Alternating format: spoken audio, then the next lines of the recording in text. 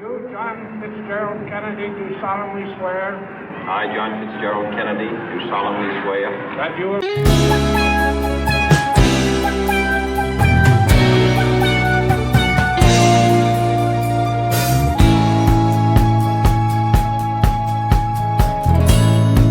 Pretty girls are everywhere, but I just don't seem to care. I swear, I just wanna be loved by you. Pretty flowers in the spring. protect and defend the Constitution of the United States. so help you God. So help me God.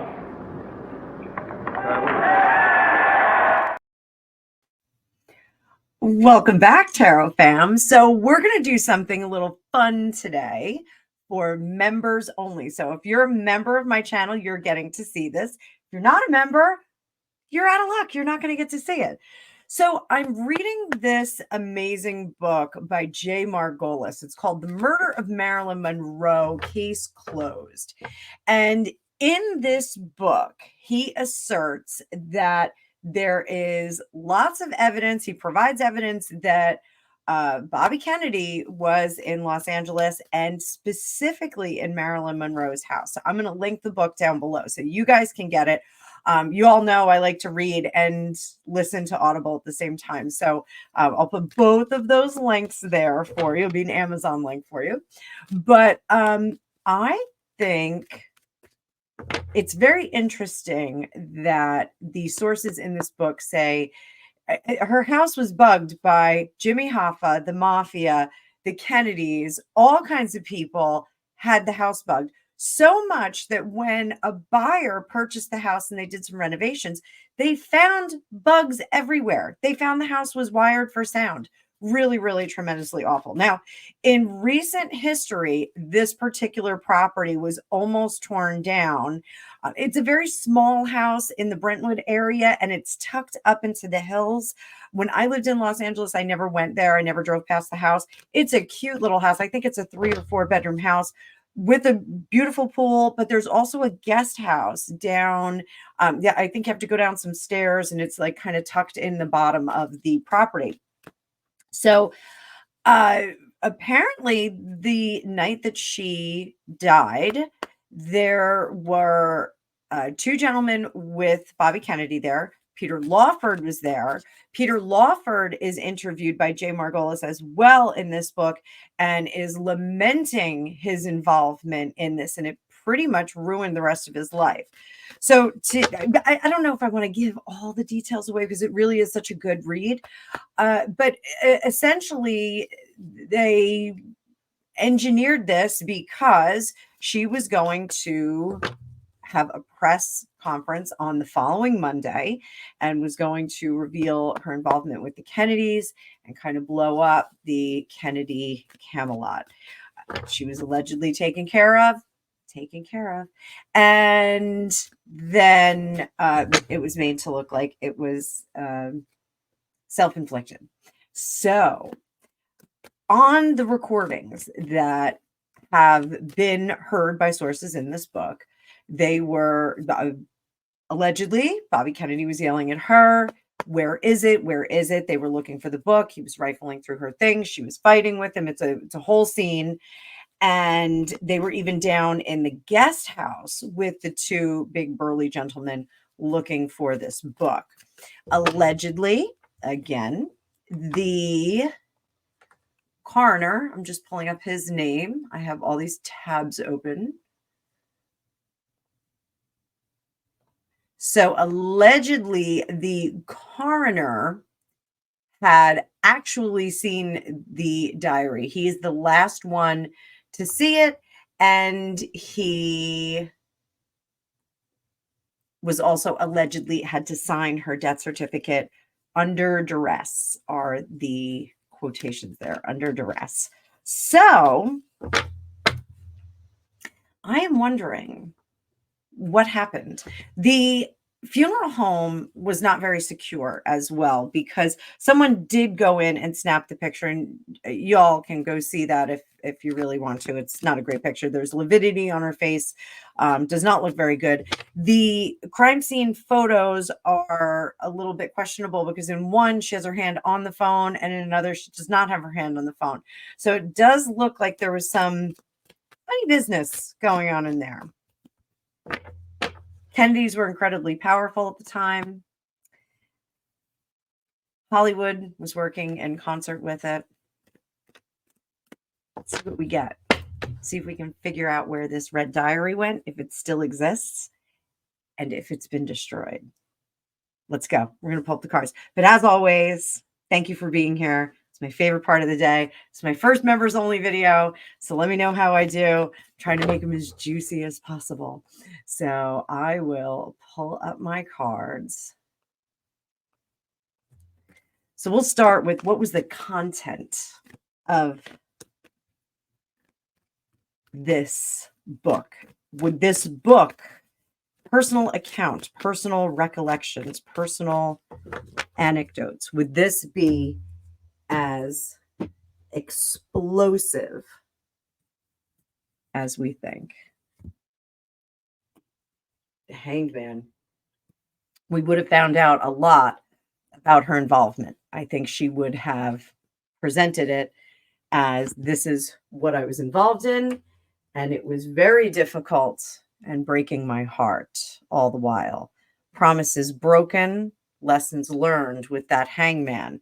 So there is an assertion in this book that Bobby Kennedy, again, the book is The Murder of Marilyn Monroe, case closed. You can still get this by J. Margolis.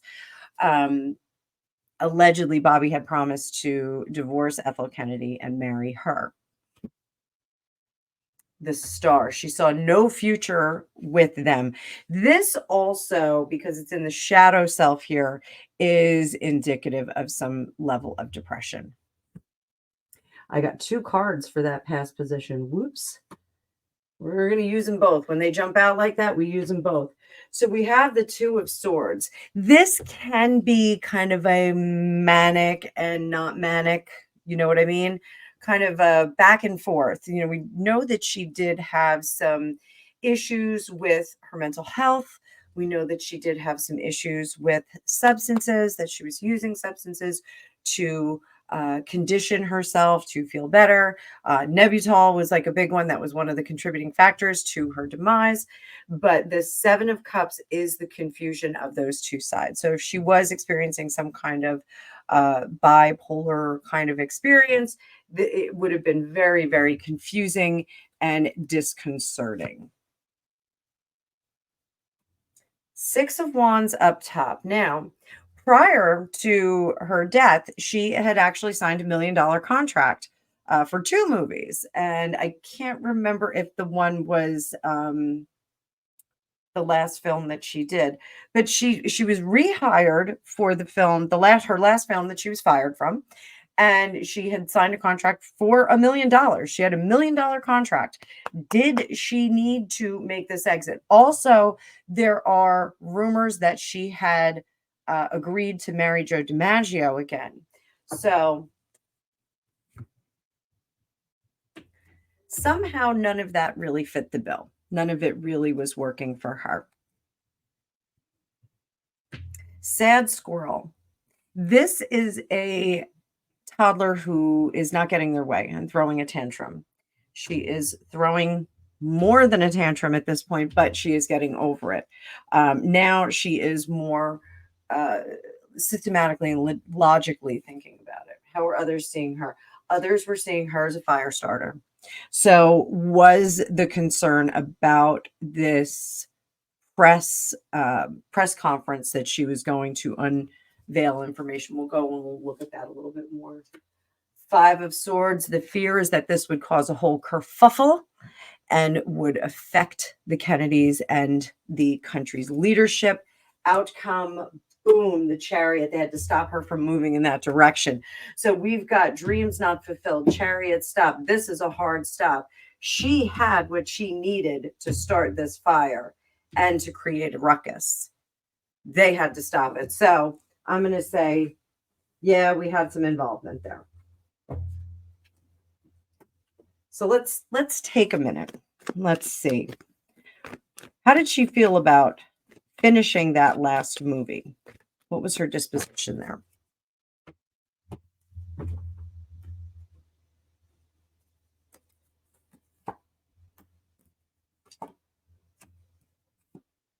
Well, she wasn't loving the movie. So, that part of it, she wasn't loving how it was turned out, but she had lots of options. How did she feel about the upcoming contracts? That she felt a lot better about. She also felt good about not having to be in charge and also breaking away from some of the elements in her life. So I think that's good. Was she intending to marry Joe DiMaggio again? Was that supposed to happen? And Joe DiMaggio famously sent flowers to her grave once a week for the rest of his life. And when he died on his bed, he said, I finally get to see Marilyn again. Heartbreaking. Heartbreaking. His son also alluded to the fact that they were getting back together. So was she going to get back together with Joe DiMaggio? Yes, that's a yes. That is a yes. She was excited about it, but she was not using her highest mind. And she was dragging her feet a little bit. I think, bringing him into her life whole was a little bit of a different thing. I think she was hanging on to the remnants of the relationship to a certain extent. So that being said, now, do we have... Hello, Gregopedia. Did your dad leave? Yes. Oh.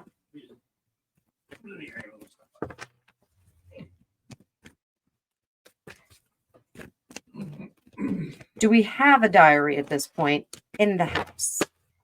In the house, do we have a diary? Diary, not diarrhea. You're sitting there heavy.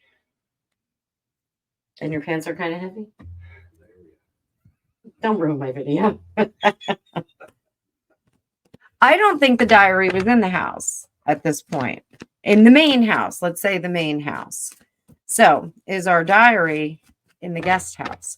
Now, allegedly, according to the legends, Bobby Kennedy had gone down to, they had subdued her with some kind of knockout drops, they were called.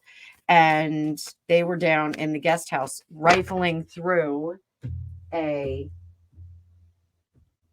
filing cabinet.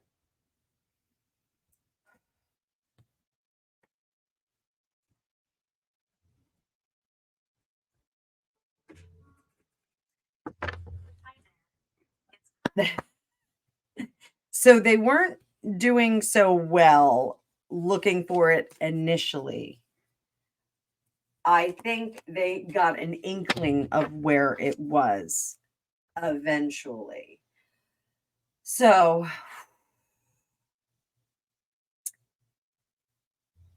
psychically, I'm going to tell you guys this. It wasn't in her bedroom that all of this business took place. It was down in the guest house. It's down in the guest house. What happened in the guest house? High Priestess. Let's go into the other side. Queen of Pentacles. She was hanging on. She was hanging on. Eight of Wands. Trying to get it over with. Judgment. Her judgment was bad going down there. This is between two worlds. When we have that High Priestess and the Two of Pentacles, we're between two worlds, hanging on, fading in and out very quickly, going in, going out, going in, going out. Judgment was very bad going down there. She should not have gone down there. Had she not gone down there and interrupted them, then they may have left her alone.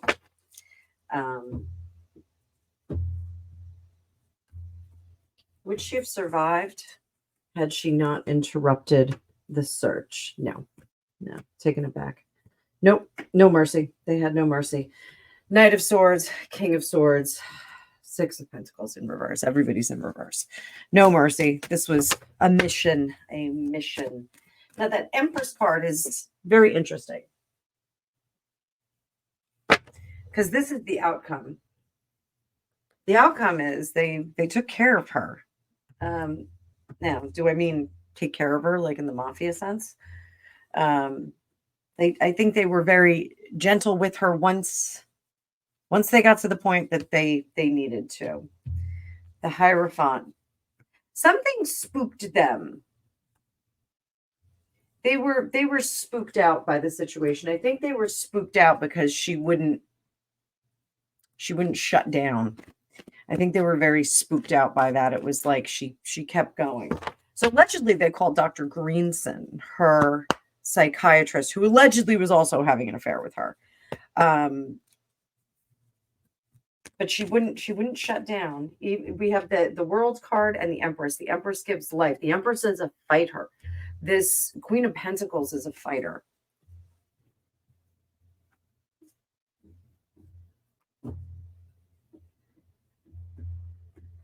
If they did not have the diary, why would they take care of her if they didn't have it?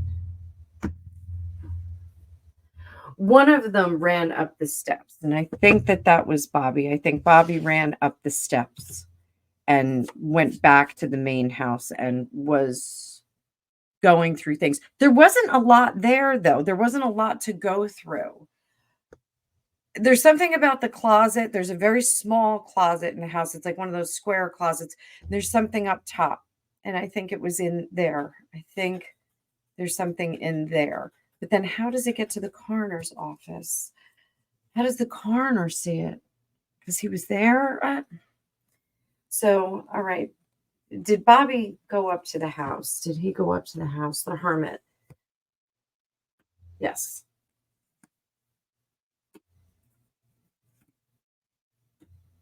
He didn't find it. He didn't find it when he went to the house. And then he had to go. He was out of time. He was out of time. And at that point, I think he did go back and said, maybe we ought to do something different to try and find this. He needed to find friends. Was it Dr. Greenson that was the friend? Yes. Dr. Greenson, he asked him to come because he was going to manipulate that love triangle and try and get answers out of him because he thought the psychiatrist would know where she would keep her diary and what she had told him.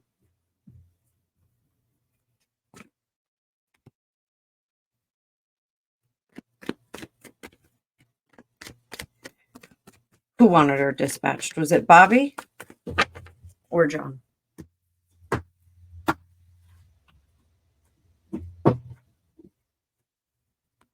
Bobby? John. It was Bobby that wanted her.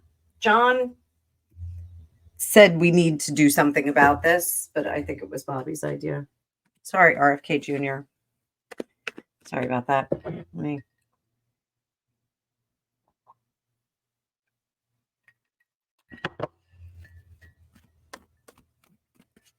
So how did this diary get to the coroner? How did the coroner become aware of this diary? Four of Swords. He's looking up. He's looking up and he sees something stashed. He sees something. I don't know why he would be in the closet. But he's near the closet and it's a very small closet. Like you could step into, it's a very, small house. Like you could step into the closet and just turn. My closet over there is very similar to it. It's like a very small closet. He did not want other people to have it. He was of two minds. He wanted to give it to the police. Why didn't he?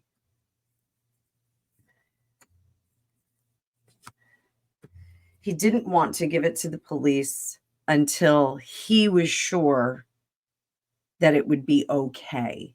So I think the way the police were behaving was a little off for him. I think it was a little bit off.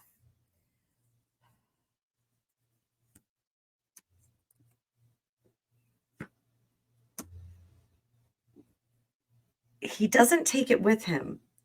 He gives it to someone there. He gives it to someone there.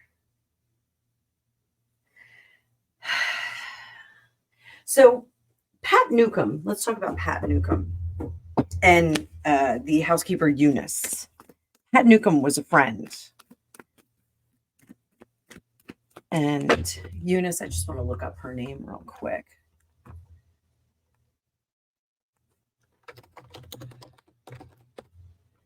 Pat Nukem. So Pat Nukem, she was Marilyn Monroe's publicist until her death. And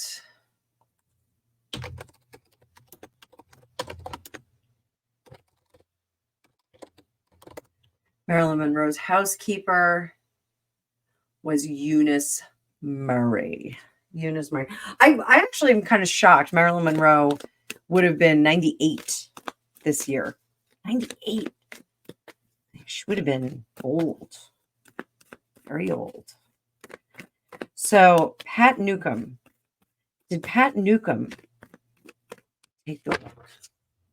Was it given to Pat Nukem? It would have been easy. She was a woman and she was a publicist and she worked for Marilyn Monroe. So if the coroner was there, Pat Nukem was there, he may hand it to her for safekeeping. Bingo.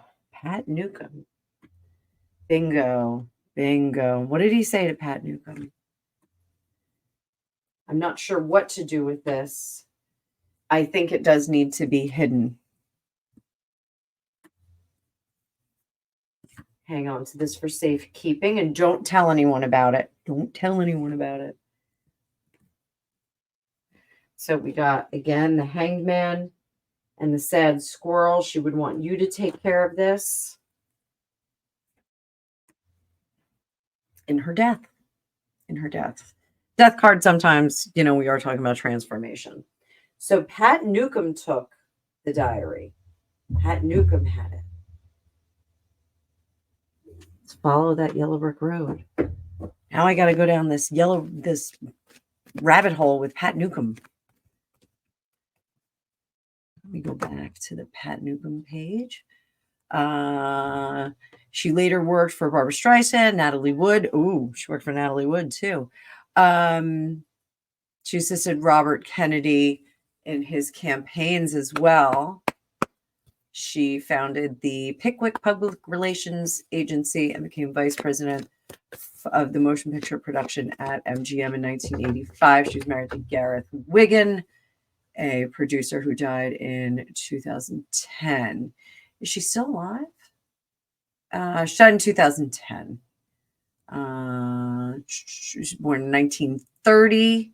So she was a few years older than Marilyn at the time of her demise. So let's see what it has to say. Blah, blah, blah, blah, blah. So here, this is just from Wikipedia, so take it with a grain of salt. Nukem became publicist for Marilyn Monroe in 1956 during the filming of Bus Stop. She was later replaced but rehired in 1960 after Monroe's publicist, Rupert Allen, moved to Monaco to represent Grace Kelly. Nukem accompanied Marilyn Monroe to many events, including the president's birthday celebration at Madison Square Garden on May 19th, 1962, where she performed Happy Birthday, Mr. President. Nukem bought Monroe her dog, Moff. Now, I don't think that that's true because it's my understanding that Frank Sinatra bought that dog for her and remained her publicist until Monroe's death, August 4th, 1962. The night before, Nukem had slept at Monroe's residence at 12305 Fifth Helena Drive before waking up around noon and having an argument with Monroe near the pool. So this argument between the two of them was very nebulous because Marilyn Monroe was having trouble sleeping, hence all the Nebutol that she had in her possession or not in her possession when they came in. There was none found there, none, of course, found in her belly. So apparently Pat Nukem had slept for 12 hours. And in the Margolis book, it was basically akin to gorging yourself in front of a starving person because Marilyn Monroe could not sleep. And Pat Nukem had taken some sleeping medication and had slept for 12 hours. So let's see what that argument was about. Was it really about sleep? Let's see if it was really about sleep. That is sleeplessness. The Nine of Swords is sleeplessness and heartbreak. Ooh, yeah, that was a fight. Yeah. Let's chalk it up to this. She was a little bit cranky because she wasn't sleeping. She was, disordered because she wasn't sleeping. And she kind of laced into her. So yeah, I would say that. I would say that. Was it a deal breaker fight? Would they have stopped the working cooperation? Would they have not worked together after this? Would she have been fired again? Would Pat Nukem have been fired again? Yeah, she may well have been. Marilyn Monroe. Yep, Marilyn Monroe was pissed. She would have fired her. In fact, she may have even said that. She may have even said, "You're finished. We're not doing this anymore. Glad for everything you did, but I'm fed up with your crap. I'm not going to deal with it anymore." So did this give fuel for Pat Nukem to take that book? Would this have given her fuel for it? Would she have done that? Would she have taken it? Yeah. Yeah. All right. Oh, she would have sold it. Her plan was to sell it eventually to the highest bidder. She was going to take it, vilify her, and sell it to the highest bidder. It would have been worth money. So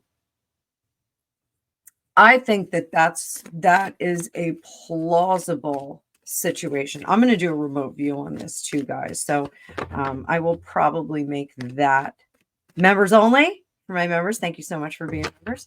So I think I'm going to do a remote view. I'll be the book and figure out where the book went. So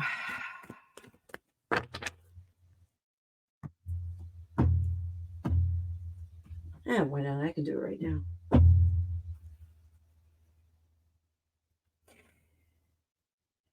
The book traveled by car inside a blanket. So I'm going to look at some pictures. I'm going to see if Pat Nukem ever leaves with like a bag with like some kind of blanket in it. It looks like she does have some kind of blanket. According to this at 4:30, Monroe psychiatrist Ralph Greenson, Hansel, Gregopedia is here too, joined them to conduct therapy on Monroe, demanding that Nukem leave.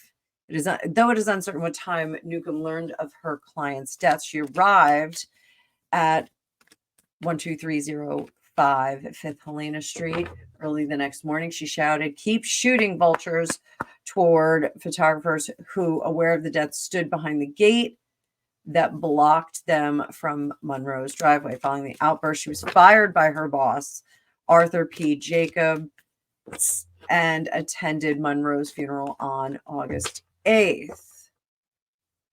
Throughout the years, Nukem's work for the Kennedys and silence on Monroe's death had led to conspiracy theories regarding her and the possible murder scenario outlined in biographies such as Nukem Kill Marilyn Monroe. I'm unaware of that book. I'm going to have to get that one. She's given rare statements to several writers, but mostly declined to comment on her former client. She remains one of the last people alive who were closely linked to Monroe. Interesting. So there's a blanket. It's like a scratchy, not Angora, but it's like an acrylic blanket. It feels like acrylic. But it may not be acrylic. It may be like alpaca. She was decorating the house in a Mexican style. We were waiting for the furniture to arrive. So did Pat Nukem cut a deal with the Kennedys for this book? For the Red Diary? Did she cut a deal for the Red Diary? Did she cut a deal with the Kennedys for the Red Diary? Her motivations were there. She wanted money for it.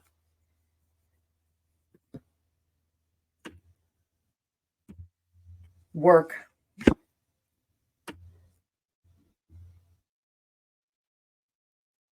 She was always going to be something around them. It was a new beginning for them all. It was a reckless offer that she had made. It was a peace offering. She offered it in peace. There is the shadiest card in the deck. So, how did she see herself? This was a way that she could resurrect herself. This was a way that the Kennedys could utilize her. They saw her as very crafty. The way that she presented this to them was extremely crafty. Hopes and fears, they could keep the legacy going. They could keep the Kennedy legacy going and the Monroe legacy going. They could get both of those to go. And there we go. Look at this. So Pat Nukem, if she slept really well on that last night that she hung out with Marilyn Monroe, I don't think she slept well for the rest of her life. I think there was a certain element of looking over her shoulder, being very concerned that someone may come for her. Did she give them the book? Did she give them the book, or did she get a job in exchange for hiding the book or destroying the book?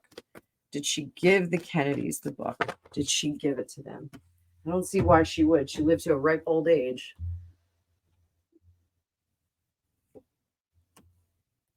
Six of Swords. She got out of jail. She showed it to them, but she also told them that she had a concealed copy. And they had to get a little bit more creative with making her happy, or things could happen. Things could happen. She could make things happen. She could distance herself from this. It wouldn't be... So, Pat Nukem, I don't think was involved in the execution of things, but I think she was involved in the covering up, and I think she monetized this. I think she was given the book by, so this is my hypothesis, psychic hypothesis. I think she was given the book by the coroner. I think the coroner who was in attendance at the house let her know, and I don't even know if there was a coroner at the house. I'm kind of hoping that there was. So the coroner likely saw the book, directed Pat Nukem to it because she was an employee of Marilyn Monroe. She was a woman. It was an intimate document. Please take care of this. There's a certain amount of care that's coming out of that coroner. Please take care of this. I would hate to have this fall into the wrong hands, just kind of keep it. It was a different time, they didn't lock down the crime scenes. So she utilized this moment to secure herself. She was at the house, potentially a target by the individuals who executed this whole situation, Bobby Kennedy. So this was her get out of jail free card. That was what she was doing. What did she do with the book? The book exists still. It still exists.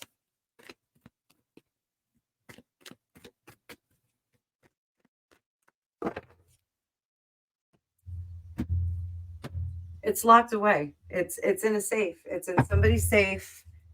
Like, this is the craziest thing.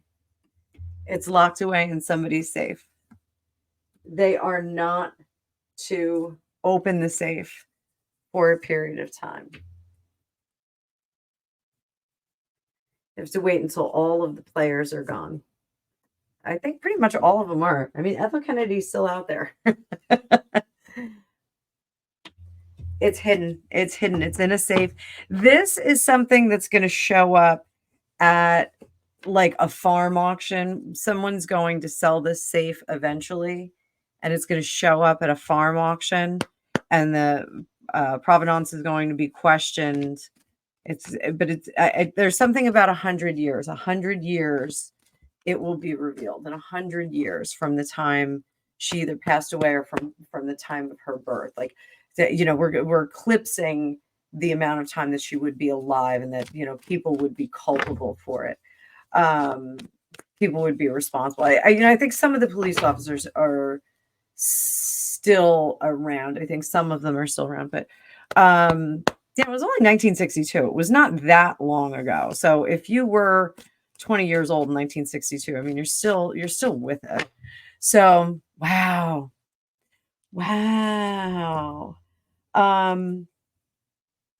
What do we have to do to find this book? Knight of Pentacles, Justice, Empress. That's a caretaker. Six of Cups. Somebody who doesn't care about the people that were involved. Like, this has to trickle down to a family member that just doesn't care about the family name. It doesn't care about the legacy of Pat Holcomb. I mean, Pat Holcomb. What did I say? Nukem. Again, this is my psychic conspiracy theory. I think Pat Nukem is the one who has the diary, or her people have the diary. Let's put it that way. It is locked away. This isn't something that she would forget about. This isn't something that she would tell. Wait, let's check and see if she died of dementia or anything. Early life, personal life.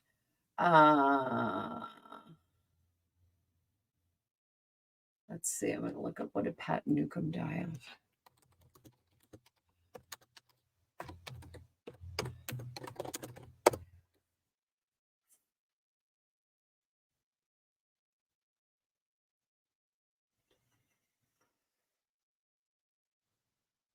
Does not say what she died from. Does not say. Nope. So, but apparently Pat Nukem had bronchitis. I feel like I had bronchitis like through the entirety of the 80s. Just saying. So let's look at Unice real quick. So Unice Murray. Let's look at Unice Murray.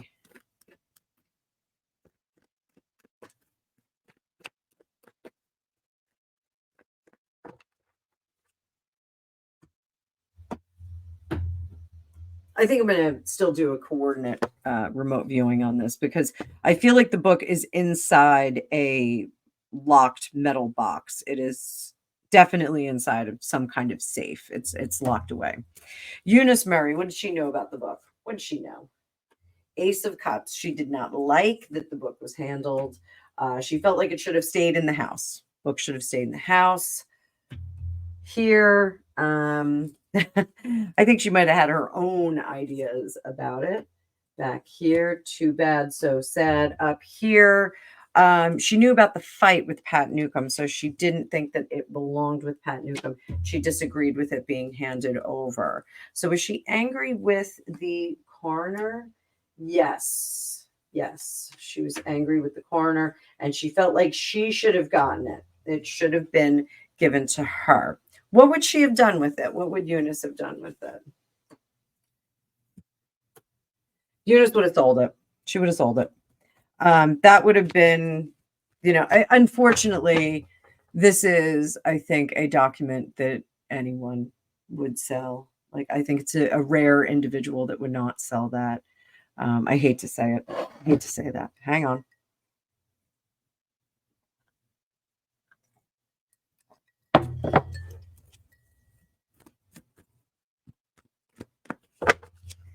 So how did Unice see herself? Unice Murray. Unice Murray. She didn't love what she did. Others saw her as a dead end. She was a dead end. She was an expendable.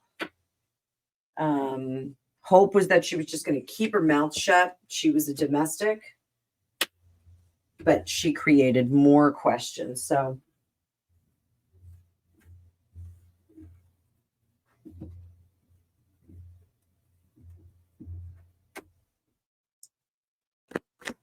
did Unice know that the Kennedys, that Bobby,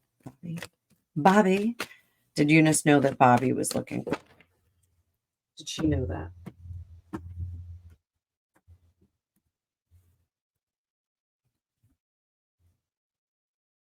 Yes, but she wasn't offering to help.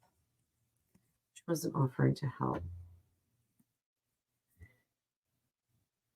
She knew what was going on that night. They pulled her on the side. They had a word with her. And they told her this goes nowhere. Did they offer to pay her? Nope. Not getting paid. You're allowed to go on your way. You're allowed to do what you need to do after all this is done, and this is what you're going to say. She was horrified at it. How did she live with herself after this? 3 of Pentacles, 2 of Swords, Page of Cups, the Tower. She was very untrustworthy at the end of it all. The result from this is that I don't know if she did work as a domestic moving forward, but she had a really rough time with herself in the quieter moments. It was really troubling in the quieter moments what she did. I think there was some question of whether she did the right thing or not. They're, trying to get things right in her head and in her heart, getting right with God. But I think she was coerced in a direction. I don't think she was a terrifically noble person, but I think she was coerced in a direction. I think her loyalty to the Kennedy mystique was bigger than what she could do for an employer. There's a little bit of jealousy with Marilyn Monroe. She was a little bit jealous and felt she had a little bit of a nasty attitude toward her privately. She was very judgy, thought she was very loose and didn't deserve the adoration that she got, because she knew when she left dirty underwear on the ground. She knew that part. So when are we going to see this diary? When is it going to emerge? When is it going to emerge?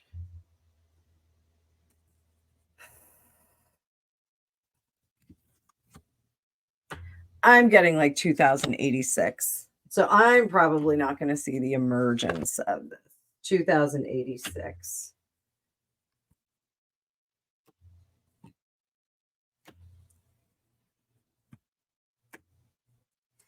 And it'll be a bombshell when it comes out. Honestly, it will be a bombshell.